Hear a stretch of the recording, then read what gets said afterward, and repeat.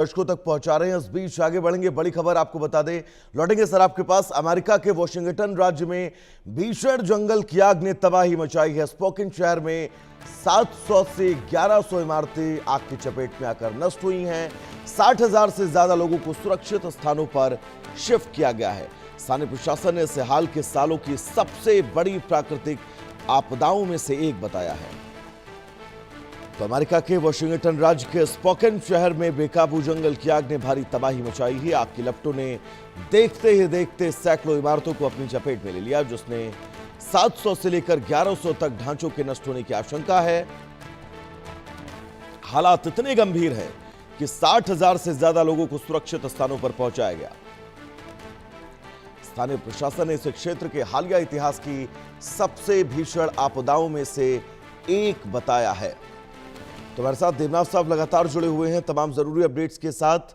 America के Washington राज्य के ये जंगल जो इस वक्त धधक रहे हैं, एक बार सर बताइएगा। अमूमन कई बार हमने इन इलाकों में जंगलों के धधकने की खबरें जो हैं वो सुनी हैं। इस खबर को लेकर क्या विस्तार आप बताना चाहेंगे, क्या स्पष्टीकरण दर्शकों को देंगे? वैभव, अमेरिका में नाना कारणों से हाल के दिनों में देखा गया है कि वाइल्ड फायर, जंगल की जो आग है, बहुत भीषण तरीके से फैल रही है। कई कारण है। एक तो बड़ा कारण यही है ग्लोबल वार्मिंग। ग्लोबल वार्मिंग की वजह से सीजन्स शिफ्ट हो गए हैं।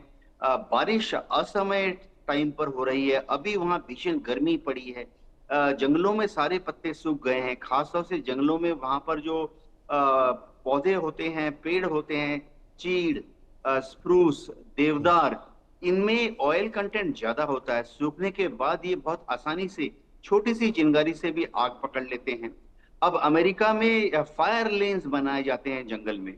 हो ये रहा है कि नाना कारणों से इन फायर लेन्स की जो रखरखाव है, मेंटेनेंस है, वो भी सभी जगह पर पूरी नहीं है। फायर लेन्स, मैं बता दूं क्या होता है कि जंगल में हर आधा किलोमीटर, हर 1 किलोमीटर के बाद एक क्लियर रास्ता नुमा पैच बनाया जाता है, जिसकी चौड़ाई करीबन 40 फीट रखी जाती है। और वहां पर कोई भी पौधा नहीं उगने दिया जाता, वहां पर कोई भी घास भी नहीं उगने दी जाती, ताकि अगर एक जगह आग लगे तो वो हवा के साथ आसपास के दूसरे क्षेत्रों में ना फैल जाए। अब वहां फायर फाइटर्स हैं, वो बहुत कोशिश करते हैं कि आग के ऊपर काबू पाया जाए।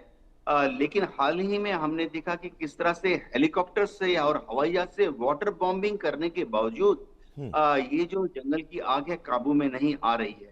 अब इस जंगल की आग को काबू करने का एक ही तरीका है कि जिस दिशा में ये बढ़ रही है, वहां पर करीबन 2 किलोमीटर आगे एक कंट्रोल्ड फायर लगाकर एक जो घास है, पौधे हैं, उनको जला दिया जाए, ताकि जब ये जो अनियंत्रित आग है ये उस कंट्रोल्ड जोन तक पहुंचे तो आगे बढ़ने के लिए उसको कोई बर्निंग मटेरियल जमीन के पास ना मिले।